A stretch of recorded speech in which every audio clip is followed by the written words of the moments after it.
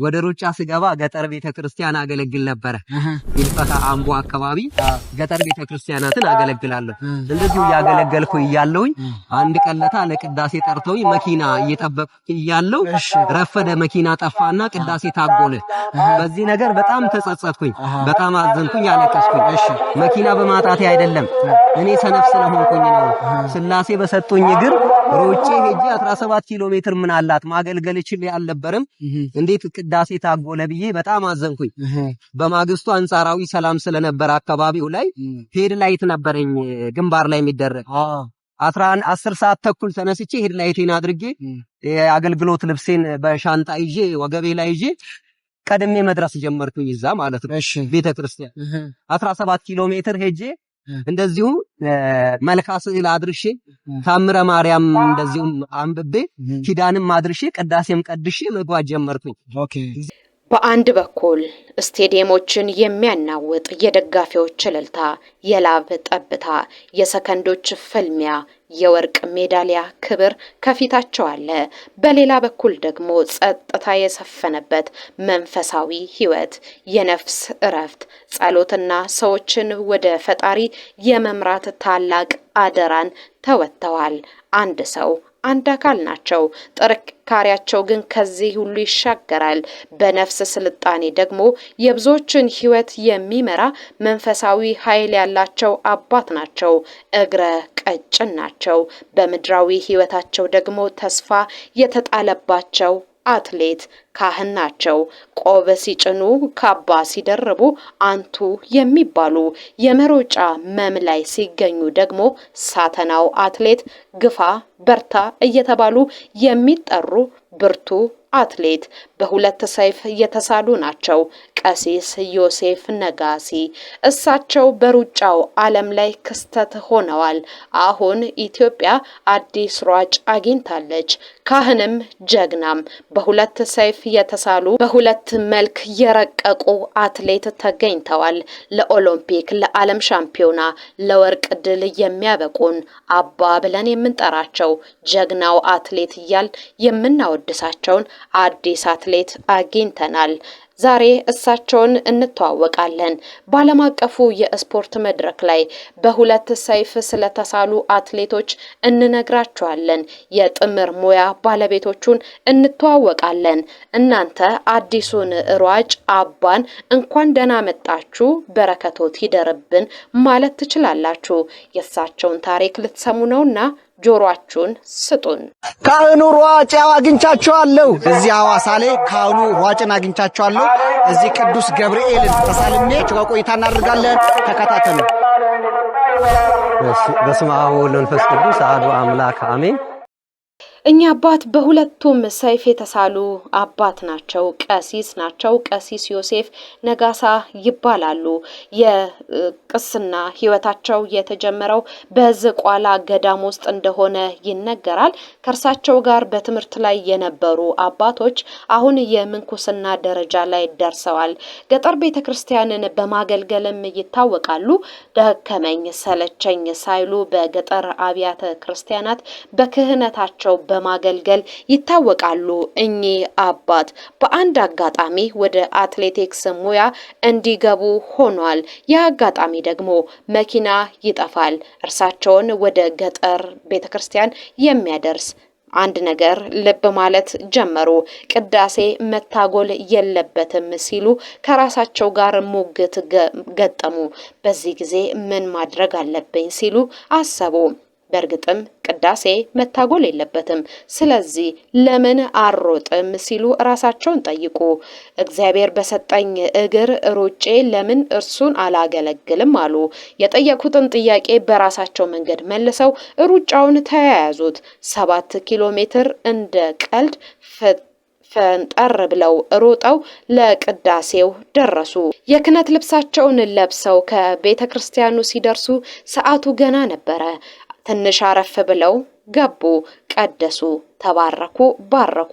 ወደሚያገለግሉበት ወደ ደብራቸው ሲመለሱ ግን አንድ ነገር ማሰብ ይዘው ነበረ። ለምን እግዚአብሔር በሰጠኝ እግር አልጠቀምበትም? ለምን መኪና ጠብቃለሁ? ለምን የሌሎችን ድጋፍ እፈልጋለሁ? ለምን መኪና ቀረ እከሌ መጣ እያልኩ እጨነቃለሁ? እግር ሰጥቶኛል፣ ለርሱ ማገልገል አለብኝ ሲሉ ወሰኑ። ያ ውሳኔያቸው ለዛሬው ቀን አድርሷቸዋል። ደብረ ሊባኖስ ምሁር ኢየሱስና ጎጃም ደብረ ማርቆስ ቅኔ ትምህርት ቤት እንደዚሁም ባልጪ አማኑኤል የኔታ ቡሩኬ ጋር የሰምና የወርቅ ቅኔ መምህር ጋር እሳቸው ጋር ቆይቻለሁ። እሺ ወደ ሩጫ እንዴት ገቡ? ቀሲስ ዮሴፍ ነጋሳ በአንድ ወቅት የገጠመኝ ሲሉ ይናገራሉ። ወቅቱ የፋሲካ ሰሞን ነው። ቅዳሴ የሚቀደስበት እሳቸው ከሚያገለግሉበት ደብር ሆነው የዕለቱን ቅዳሴ ለመምራት እየተዘጋጁ ነው። ከአጥቢያ አካባቢ ተደወለላቸው። በዙሪያቸው ባለ ቤተክርስቲያን በአንደኛው ተረኛ ቀዳሽ ቄስ ታመዋል ተባለ እና ምን ይሁን መፍትሄው ሲባል እናንተ ቄስ ላኩልን ነበረ ጥያቄው። አባ የዚህን ጊዜ ተጠሩ።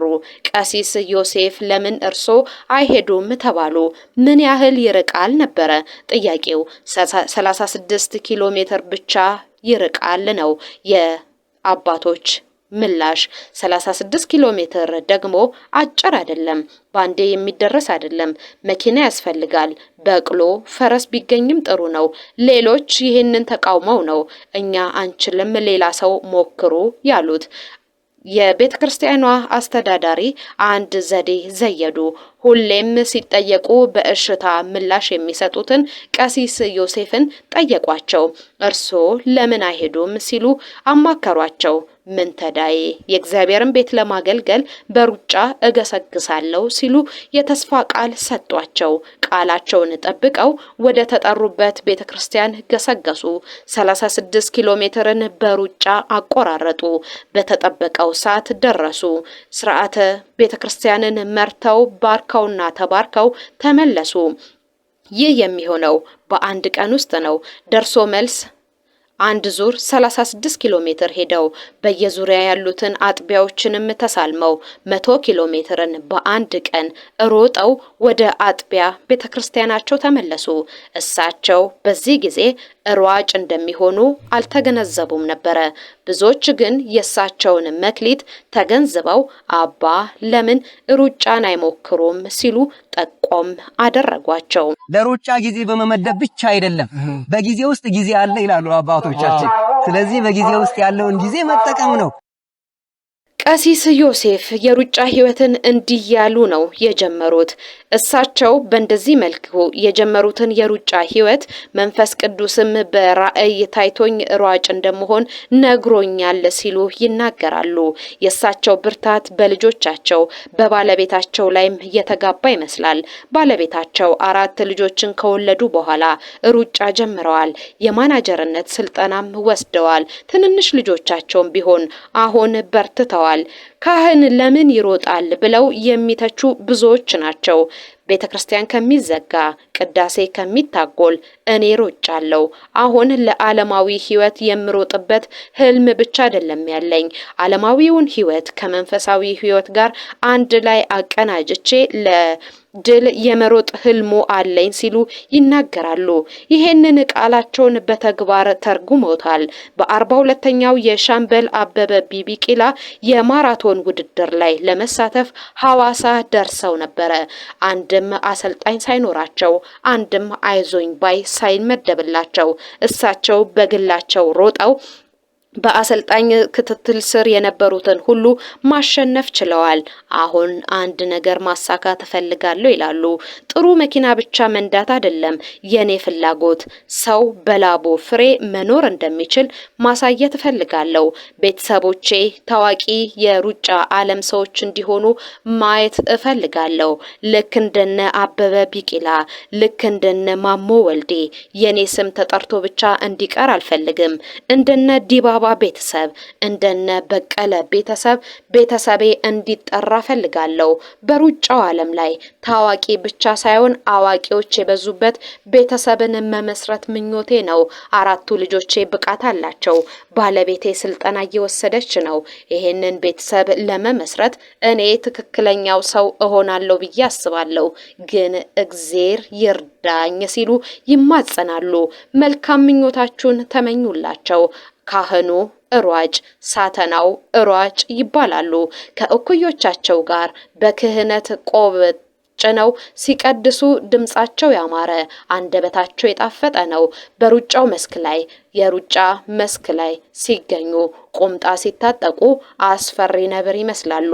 በሁለት ሰይፍ የተሳፉ ታላቅ አባት ናቸው። ልክ እንደሳቸው ሁሉ በመላው ዓለም ታዋቂነትን ያተረፉ በሁለት የሙያ ዘርፎች አንቱታን ያገኙ ሯጮች ተመልክተናል። እነሱ እነማን ናቸው? እናስታውሳችሁ። ካህን ሆኖ እንዴት ይሮጣል? ካህን ማለት ከዓለም የተለየ ነው፣ ለምን ይሮጣል የሚል ትችት አይገጥሞትም? ልክ ነው። አሁን እኮ እኔ ሩጫውን የተጠቀምኩበትን ምክንያት ገልጬላችኋለሁ። የተዘጋችውን ቤተክርስቲያን ለመክፈት በዚህ ምክንያት በመኪና በትራንስፖርቴሽን ምክንያት አድርጌ ቅዳሴ አስተጓጉያለሁ። ከዛ በኋላ ግን ታግሎ አያውቅም። ሌላ መልካም ምሳሌ ለመሆን ነው። እንደዚህ ምሳሌ ሆኜ ሰዎች አቅማቸውን ተጠቅመው ምንም አይነት ነገር ላይ ጥገኛ ሳይሆኑ እግዚአብሔርን ማገልገል እንዳለባቸው ነው። ሩጫ የፍቅር ተምሳሌት ነው። ወንጌልም የፍቅር ተምሳሌት ነው። ላብ የምናፈሰው ሰው እያንዳንዱ ሰው በላቡ እንዲኖር ነው፣ በሌላ ነገር እንዳይኖር ነው። ሐዋርያው ቅዱስ ጳውሎስም ታገኙ ዘንድ ሩጡ ብሏል ማለት ነው። ስለዚህ ሁሉም ሰው በሁሉም ፊልድ ይሮጣል፣ የማይሮጥ ሰው የለም። ነጋዴው ወደ ንግዱ ይሮጣል፣ ገበሬው ወደ እርሻው ይሮጣል። ሁሉም ሰው ሩጫ ላይ ነው ያለው።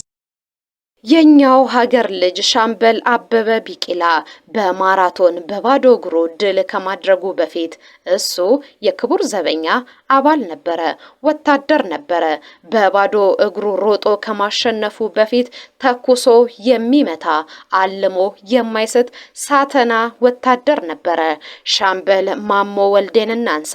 የክቡር ዘበኛ አባል ነበረ። ይግረማችሁ በጦር ሜዳ በኮሪያ ጦርነት ወቅትም በሰላም አስከባሪነት ዘምተዋል። እሱ ድሎቹ በርካታ ናቸው። በወታደርነቱ ደግሞ የኢትዮጵያን ምርጥነት ያሳየ ሌላኛው አትሌታችን ነው። ሻምበል ምሩጽ ይፍጠር ሌላኛው የቀበሮ ታናሽ ወንድም ነው። እሱ ሳተና ነው። የኢትዮጵያ አየር ኃይል የመከላከያ ሰራዊት አባልም ነበረ። እሱ ያለበት ሩጫ ፍጥነት ተጨራሽነቱ ስለሚታወቅ አትሌቶች ይፈሩታል። እሱ ባለፈበት ማለፍ አይፈልጉም። እሱ ባልተሳተፈበት የሩጫ ዘርፍ ላይ መሳተፍን ይፈራሉ። በእኛ ሀገር ወታደሮቹ አትሌቶች እነዚህ ናቸው። ሌሎቹን እንንገራችሁ። ባህር እንሻገር። የጥምር ሙያ ባለቤቶችን እንተዋወቅ። ፓውላ ራድክሊፍን እናንሳ። እንግሊዛዊት የማራቶን ሯጭ ነች። ለበርካታ ዓመታት በስሟ የተመዘገቡ የክብረ ወሰን ባለቤት ነች። እሷ ግን በቋንቋ ምሁርነቷ ሰዎች ሲያነሷት ትወዳለች። የሕክምና ዶክተር፣ በስፖርቱ ዓለም ከፍተኛ ላይ የደረሱ ሌሎች አትሌቶችን ስማቸው ሲጠቀስ ፓውላ ራድክሊፍ በእንግሊዘኛ ትራቀቃለች። በቋንቋ ዕውቀቷ ሀያል ነች እየተባለ ትወደሳለች። ዶክተር ሮጀር ባኒስተርን እናንሳ። የስፖርት ስኬቱ ብዙዎች ያነሱለታል። በዓለም ታሪክ የ1 ማይል የሩጫ ውድድርን ከ4 ደቂቃ በታች በመሮጥ ታሪክ ያስመዘገበ ሰው ነው። እሱ ከሩጫው መልስ የነርቭ ሕክምና ስፔሻሊስት ነው። ለተቸገሩ ለተጨነቁ ሁሉ ቀድሞ መልስ የሚሰጥ እሱ እንዲህ ነው። ሩጫ መልኳ ብዙ ነው። አትሌቶች ስራቸውን በዛ ልክ ነው። የኛ ሀገር አትሌቶች አሁን በቢዝነሱ ዘርፍ እየተሰማሩ ነው። ትምህርት ላይ የገፉም በርካታ ናቸው። እንደ ቀሲስ ግን በሁለት መልክ በመንፈሳዊውም በዓለማዊውም የሚሳካላቸው ትንሽ ናቸው። ቀሲስ መንገዶት ይስመር፣ እግዚአብሔር ይከተሉት የኛ ምኞት ነው። እናንተም መርቋቸው። አበቃ። ቤተሰቤን የምተካ ለኢትዮጵያ ቤተሰቤን የማስረክብ የሩጫ ቤተሰብ ሆነው ኢትዮጵያን የሚያስጠሩ ቤተሰብ ማፍራት ነው የምፈልገው። እኔን ምሳሌ አድርገው